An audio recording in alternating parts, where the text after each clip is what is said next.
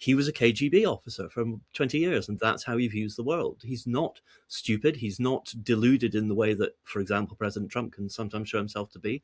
I think there is a slight issue that there may be a kind of restricted flow of information to Putin as he gets older and becomes more autocratic. Hello and welcome to Frontline, today with me, Philip Ingram. Now, today is 1,434 days of Vladimir Putin's 10-day special military operation or full-scale invasion of Ukraine.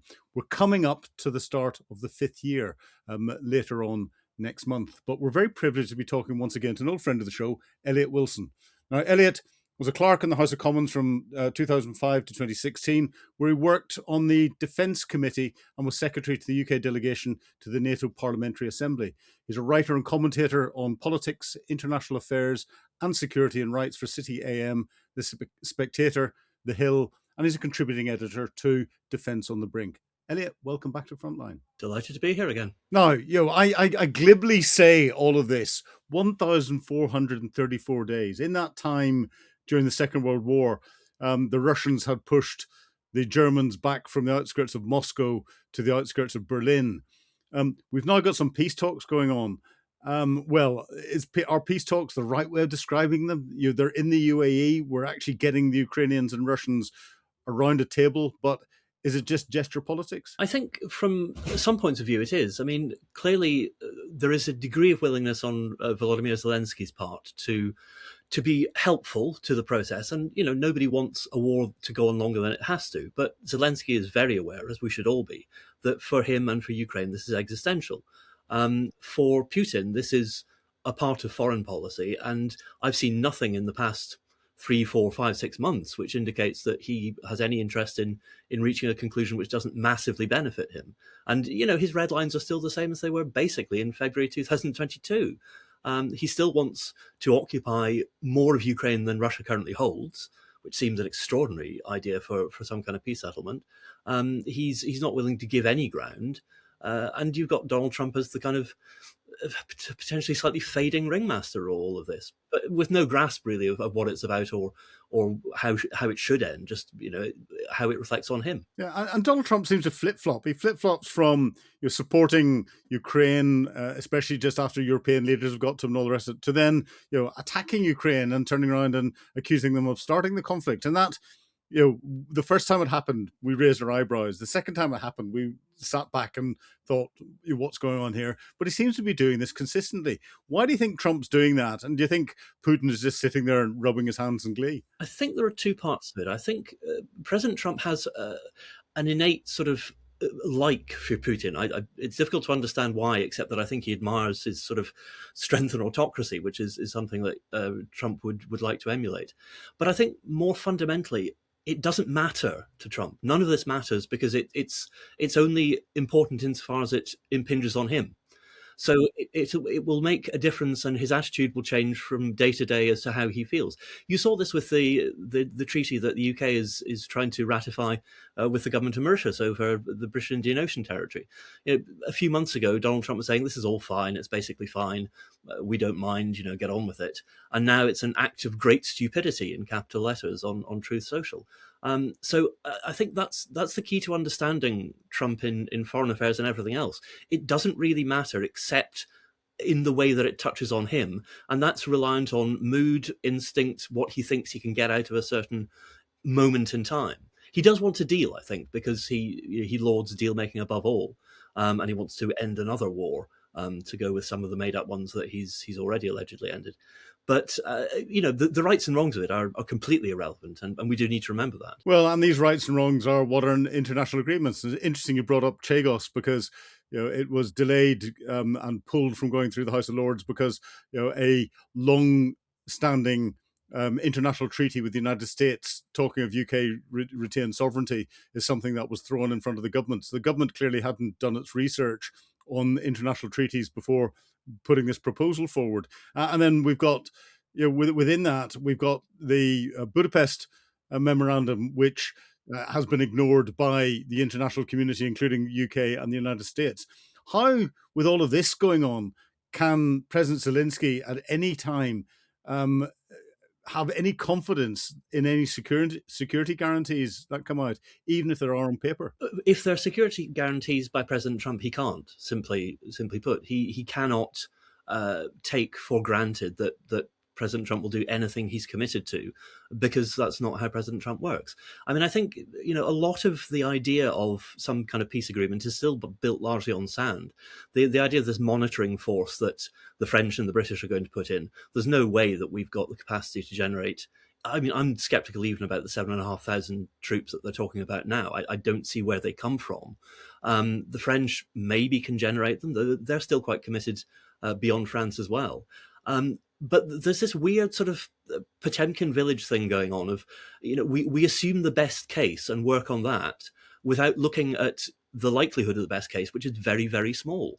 And the more you build up these assumptions, the more improbable the whole case becomes, because one improbable assumption on another weakens the whole thing. And I just don't see how this is going to end in any kind of acceptable way for Ukraine and for what is still the majority opinion of Western Europe, I think. Do you think Putin sees this? And is it, because of this confusion, indecision, self-misinforming groupthink, I could almost call it, that he's sitting there, sitting back going, I don't have to agree to anything because the West just doesn't know what it's doing? I think absolutely he does. I mean, I've said this dozens of times, and I probably will say it dozens of times again. He was a KGB officer for 20 years, and that's how he views the world. He's not stupid. He's not deluded in the way that, for example, President Trump can sometimes show himself to be.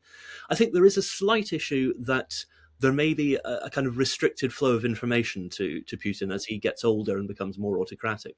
But I don't think we're really into the territory of complete, Führerbunker self-delusion yet. And so I think he'll have a very clear view of the complete shambles that the West is portraying itself in, and the vast gulf between the very high-sounding rhetoric about us standing with Ukraine for as long as it takes, and cast iron, all of the ironclad, all these kinds of things, and the fact that we are just not generating certainly the military capabilities to assist in the way we want, and we're not really pushing back against Russia as much as we want. We're still, in European terms, we're still buying gas from them, so we're effectively propping up the Russian economy, which is paying for the war effort against Ukraine, while we're also paying Ukraine to fight the Russians. I mean, for Putin's point of view, that's fantastic, but from our point of view, it makes very little sense, I think. But again, as the front lines remain relatively static, we're getting reports of fighting growing up in the Zaporizhia region. Russia is taking some.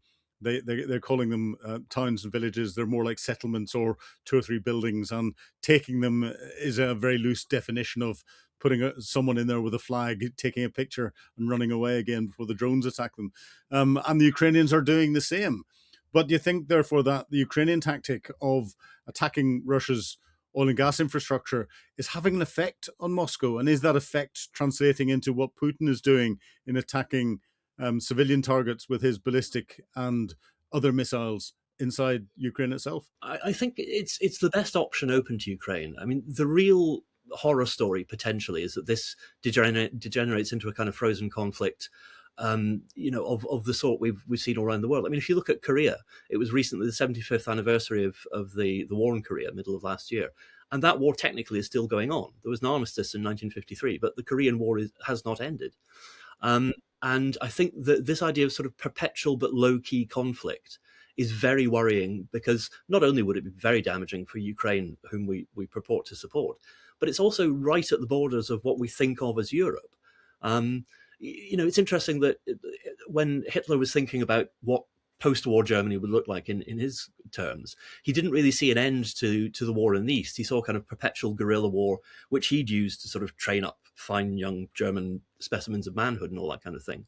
But he did see a sort of low-key ongoing conflict. And I think if we end up with that kind of thing on the borders of Ukraine, it's very dangerous, because Putin could wear the Ukrainians down. The question, I think, is when you're talking about, as you rightly were, Ukraine sort of striking at Russia's infrastructure, it clearly hasn't had a huge impact yet. It's whether that's going to sort of suddenly start to tell, and whether Russia's economy will really start declining, because it's already quite fragile, or if they can sustain that for years and years and years. It may be like Hemingway's description of bankruptcy, slowly and then all at once.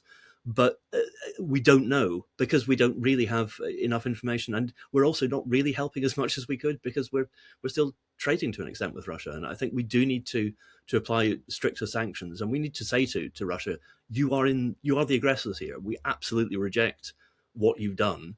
Although we'd like a peace settlement, until that happens, we will take the most stringent sanctions against you, and we're not doing that. But we've seen an expansion of the sanctions. The United States boarding a Russian flagged ship in the middle of the Atlantic, albeit because it had Venezuelan links. But we've now seen the French commandos do this a similar thing to a shadow fleet ship in the Mediterranean. Assisted by, of course, the UK military, who monitored the ship as it went through the Straits of Gibraltar. So there had to be joint UK and French involvement. But do you think we are starting to see a sea change politically that is going to allow us to deal with this shadow fleet that Putin seems to be relying on so much? I think there are signs of optimism there. You're right in that we are now being more robust than we were a few months ago, and although it pains me to admit it in a way, some of that is due to Trump's action in Venezuela, because I think he's now emboldened that he can take decisive, quick, glorious action which will make him look good.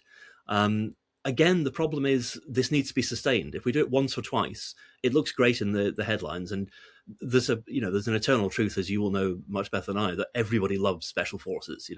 People just they're right from the Iranian embassy siege back in 1980. People can't get enough of that kind of thing, and they see it as dynamic and really getting into the sort of hard kinetic end of warfare. But if we do it for half a dozen ships, that's fine, but it won't really put a dent in it. If we can change Russia's behavioral patterns, that's different.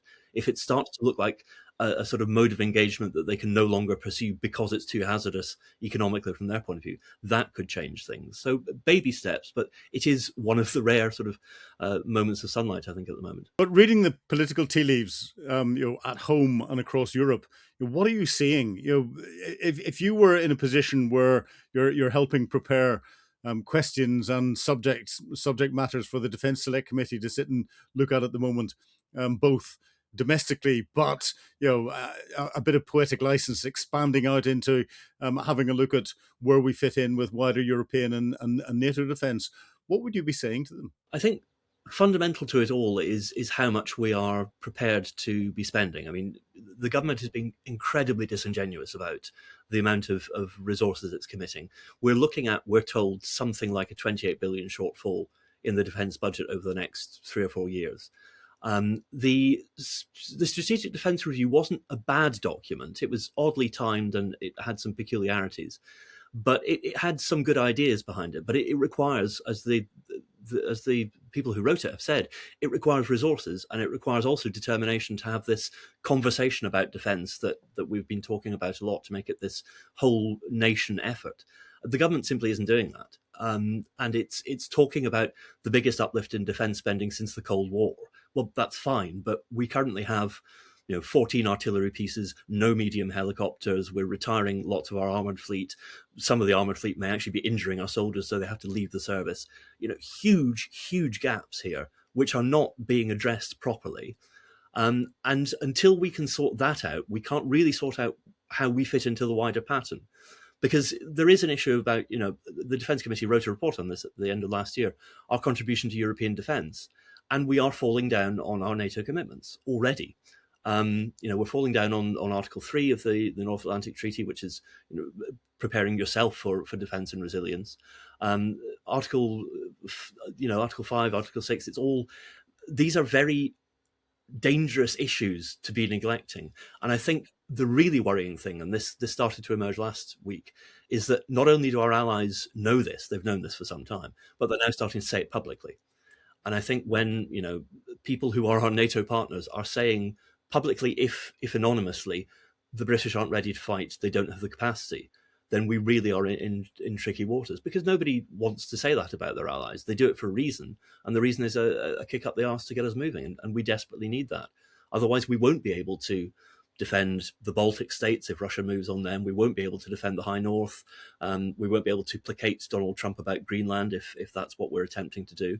And we won't seem to have this capability of not just defence, but also resilience and broader national security that's built into the 5% spending target for 2035. But Putin knows this as well, and therefore that will continue to embolden him in Ukraine, knowing that we can't do anything about it.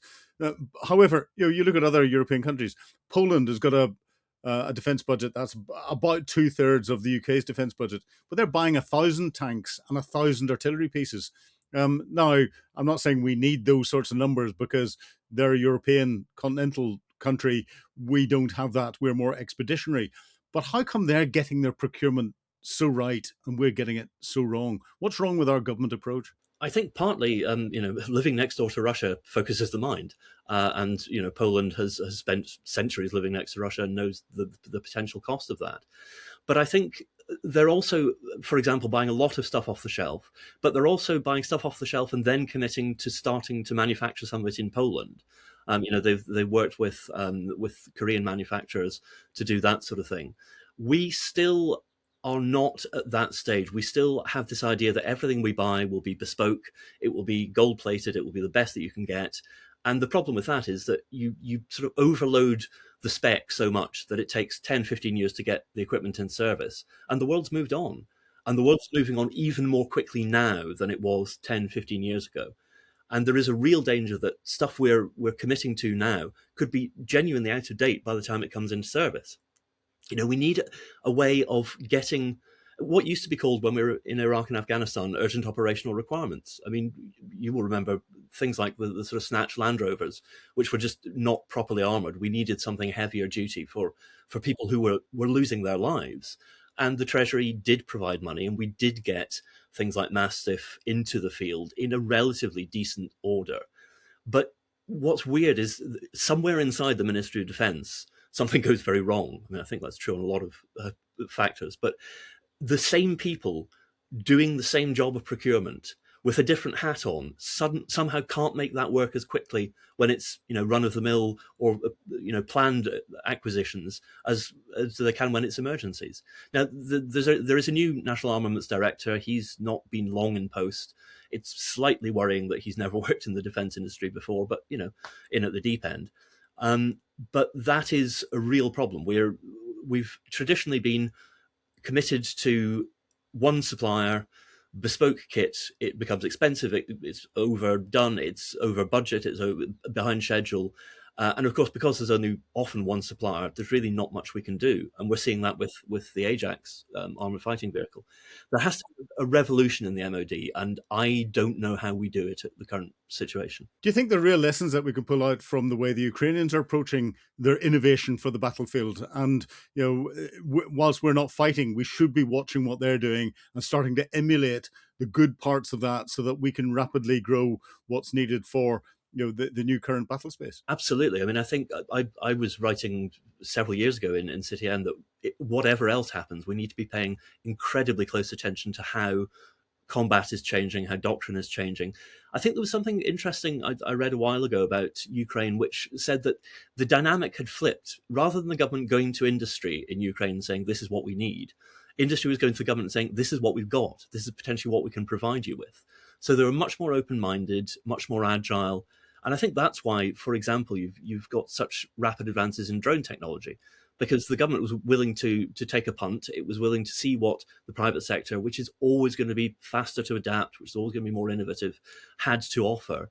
And it's kind of built its doctrine around what's available, what's happening, what the Russians are doing, but also where it thinks it's strongest. And I think that may be something we also haven't decided. What are we best at? Because it's becoming increasingly clear, I think, that we are increasingly unable to do everything. And yet we're still trying. We're trying to be the US in miniature.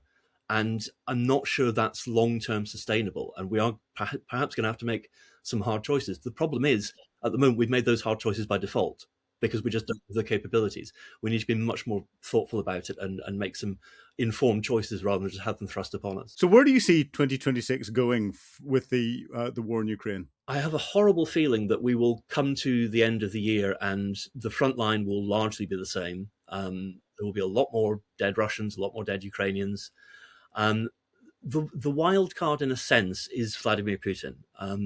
He must be emboldened by what's happened over the past 6, 9, 12 months.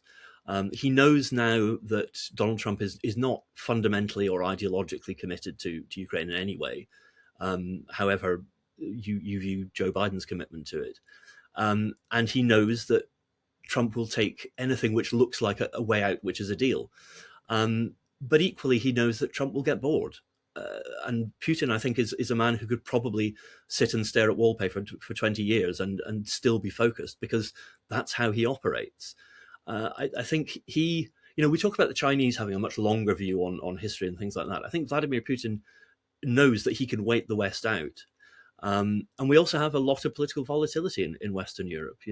We've seen the rise of nationalist, populist, far-right parties, call them whatever you want to, many of whom take a strikingly different view on solidarity with Ukraine, international laws, international norms, multilateral organizations.